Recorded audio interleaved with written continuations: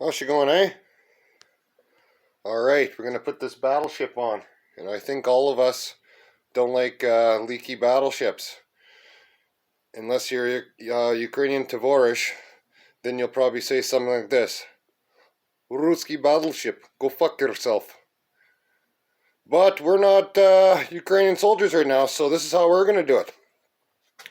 Alright, so on an olds, they are prone to leaking. I've done a lot of intakes on a lot of motors, but these are the worst.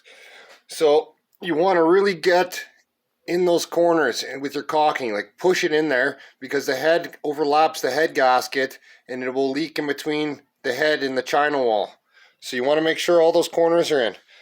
Take your end gaskets, throw them right in the garbage. Put yourself a nice bead of caulking. This is what you want. It's my favorite. So put yourself a nice bead of that. Then around the water jackets, put a bead as well, because they're prone to leak there, because they only have the one bolt hole. They don't have one on the outside. So they're very prone to leak there as well. So what I do is I use RTV Optimum Black around the water jackets, both sides. And then I use my Aviation Forma gasket around all the vacuum intake holes, so on both sides as well, and it sticks in place real nice, and it's not too bad to remove, and it works for me. Like I say, they're more prone to leaking than a lot of other motors, so that's the way I do it. So get everything lined up real nice. Get your intake manifold. Hopefully it's a aluminum one and not a cast one, because you'll be fighting with it. They weigh about 100 pounds. So get an aluminum one.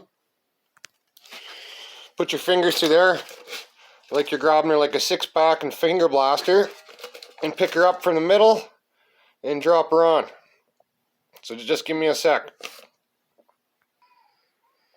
Alright, we got the old girl dropped on. You want to check all your holes, make sure they're lined up nice.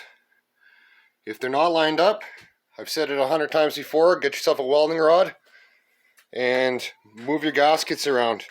If they don't want to move, pull up on that side of the intake ever so slightly, take the weight off, and you'll have her lined up like the sights on a rifle. So once you have that all dialed in, get your bolts ready. I cover them in copper coat, and I put all my bolts in with some anti-seize. You can use nickel coat, you can use whatever, but that's what I use. And torque them down in the sequence it says in your manual. These ones are going to have to get torqued the Ethiopian way by going, because yeah, I'm not going to be able to fit a socket in there because I'm using Allen key style, so I'll just have to use my wrist, I guess. But anyhow, that's how I do it. Torque it down. I think it's 45 foot-pounds. Once it's set, let her be. Come back the next day, torque it again, because the gaskets are going to compress after sitting over time, and you're going to get another quarter turn out of each one probably. Then when you fire the old girl up and run her, probably after a heat cycle, you probably want to check it again, because they do keep compressing down, but eventually they'll just not go anymore, and you should be good as gold. But yeah, that's how we do it around here. There's many ways to skin the cat, but this works for me, and like I say, olds intakes are one of the harder ones to seal up, so hopefully this helps someone out. Alright, till next time, eh? Have a good one.